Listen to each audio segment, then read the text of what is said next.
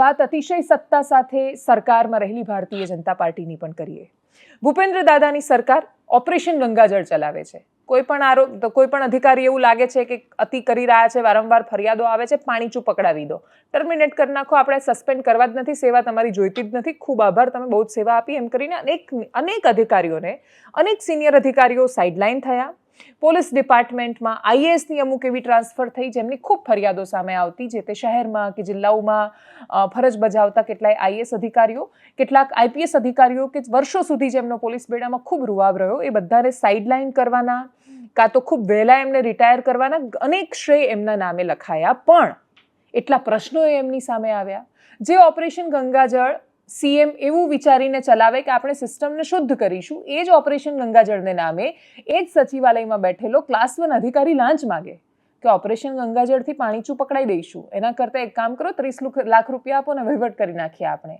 વહીવટ જો કે ન થયો, કેમ કે કોઈક વ્યક્તિ તો છે જેણે ફરિયાદ કરવાની હિંમત બતાવી, અને જે વ્યક્તિ પાસે 30 લાખ રૂપિયાની લાંચ માંગાઈ હતી એ વ્યક્તિ એસીબીમાં ફરિયાદ કરી. એન્ટી કરપ્શન બ્યુરોને પણ ખાસા વર્ષો લાગી ગયા સચિવાલયનું એડ્રેસ શોધતા, કેમ કે એન્ટી કરપ્શન બ્યુરોની નજરે જોઈએ તો સચિવાલય એ આ રાજ્યનું સૌથી પવિત્ર સ્થળ છે. જેટલા પણ એટલે એક કેસ લગભગ પાવીજેતપુરમાંથી સામે આવ્યો હતો, આ જ પ્રકારનો એક કેસ મહીસાગરમાંથી પણ હમણાં સામે આવ્યો. રાજ્યના અનેક ખૂણામાંથી આ પ્રકારની પ્રેસ નોટ સામે આવે કે જેમાં એસીબી પેલા જે વીસીઈ હોય, કામ કરતા કમ્પ્યુટર ઓપરેટર, ગામડામાં જઈને જેમને સરકારના ધારાધોરણ કે નીતિ નિયમો પ્રમાણે 18,000નો પગાર જ એમને નથી મળતો, જે ઓલરેડી કોન્ટ્રાક્ટ પર કામ કરે છે, જે પોતાનું ઘર કેવી રીતે ચલાવશે એ સમસ્યા છે, એ લોકોને પાવીજેતપુરમાં એસીબીએ એક કેસ કર્યો હતો કે 20 રૂપિયાની લાંચ લેતા વીસીઈને ઝડપ્યો. હમણાં એ કેસ એમણે કર્યો કે 100 કે 200 રૂપિયાની લાંચ લેતા વીસીઈને ઝડપ્યો. અને એટલે જ અભિનંદન, ભ્રષ્ટાચાર હોય છે. એ 20 રૂપિયાનો હોય, 200 રૂપિયાનો હોય, 2 લાખનો, 20 લાખનો કે 20 કરોડનો કે ગમે તેટલાનો, પણ 200 કરોડના કે 20 કરોડના એસીબી ઝડપી નથી શકી. 20 રૂપિયા આપતી વખતે નાગરિક પ્રતિકાર કરે છે ને એસીબીમાં ફોન કરે છે, એ નાગરિકની મહાનતા છે ને એસીબીની એ મહાનતા છે કે જઈને પકડે છે વીસીઈને. પણ બહુ જ બધું કમાતા માણસો પણ પોતાનું પેટ ભરતા જાય છે, અને તમે પ્રામાણિકતાની અપેક્ષા એ માણસ પાસે રાખી રહ્યા છો જેને ખાવાના ઠેકાણા નથી, જેણે બાળકોની ફીસ ભરવાની છે, જેના માથા પર એટલી બધી જવાબદારી છે કુટુંબના પોષણની. તમે એની પાસે અપેક્ષા રાખો છો કે ગાંધીજીનો સીધી લીટીનો વારસદાર બને. એ 20 રૂપિયા પણ ન જ લેવો જોઈએ, ભલે એને ખર્ચો એ ન પોસાતો હોય. આપણે એવી અપેક્ષા રાખીએ છીએ એમની પાસેથી કે નક્ષિત પ્રામાણિકતા હોવી જોઈએ બધા જ કર્મચારીઓમાં, પણ એ જ અપેક્ષા જેવી આઈએએસ કે આઈપીએસ સુધી પહોંચે તરત જ ઠપ થઈ જાય છે. આપણે એવું માનીએ છીએ કે ભાઈ આઈએસ આઈપીએસ છે એટલું તો લે ને.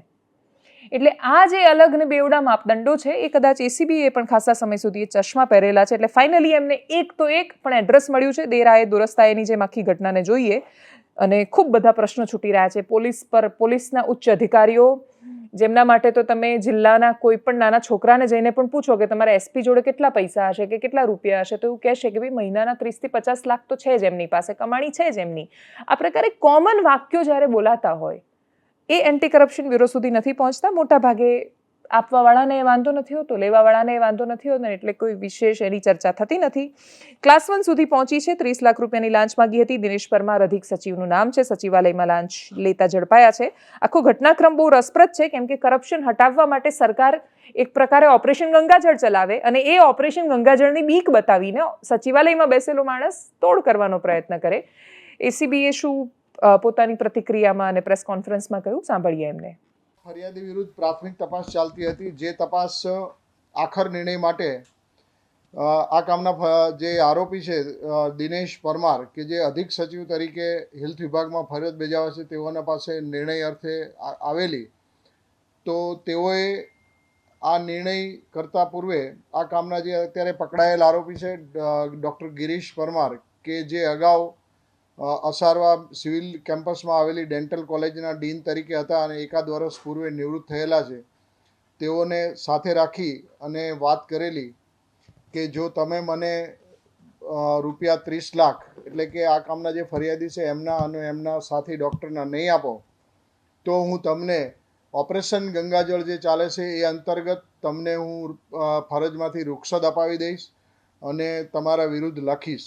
એવું નક્કી થયેલું કે 15 લાખ રૂપિયા અત્યારે નિર્ણય પૂર્વે આપીશું અને 15 લાખ રૂપિયા નિર્ણય થઈ જાય ત્યાર પછી આપીશું. જે અંતર્ગત રૂપિયા 15 લાખ લેવાના હતા તે લેવા માટે ડૉક્ટર ગિરીશ પરમારે વારંવાર આ કામના ફરિયાદીને ફોન કરેલો અને પોતાના ઘરે નાણાં આપી જવા માટે જણાવેલું, જેથી ફરિયાદીએ એસીબીમાં ફરિયાદ કરેલી અને એ ફરિયાદ આધારે ટ્રેપનું આયોજન કરેલું, જેમાં અમારા પોલીસ ઇન્સ્પેક્ટર SN બારોટ અને શ્રીમતી અંજના ચૌહાણે ટ્રેપનું આયોજન કરી અને ₹15 લાખ લેતા ડૉક્ટર ગિરીશ પરમારને રંગે હાથ ઝડપી લીધેલ છે. ખૂબ બધા પ્રયત્નો કરવા છતાં પણ આપણી કમનસીબી એ છે કે ગુજરાત રાજ્યનો એક પણ તાલુકો આપણી પાસે એવો નથી કે જે તાલુકો આપણે રેફરન્સની જેમ આપી શકીએ કે આ તાલુકામાં જઈને તમે કામ જુઓ, આ તાલુકામાં સિંચાઈના થયેલા કામ જુઓ, તમને જે નિયત માપદંડો છે એ પ્રમાણે જ આ દેખાશે.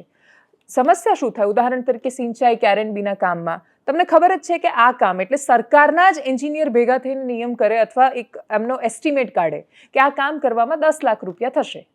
એના પછી જ્યારે એ ટેન્ડર ભરાવાના શરૂ થાય ત્યારે એમને ખબર જ હોય કોને ક્યાં કેટલા મળવાના છે. બીજું સૌથી મોટું જેમ પોર્ટલ માટે એવું કહેવાય છે કે એ સરકારની નિષ્પક્ષતા, પ્રામાણિકતા અને પારદર્શિતા માટે છે.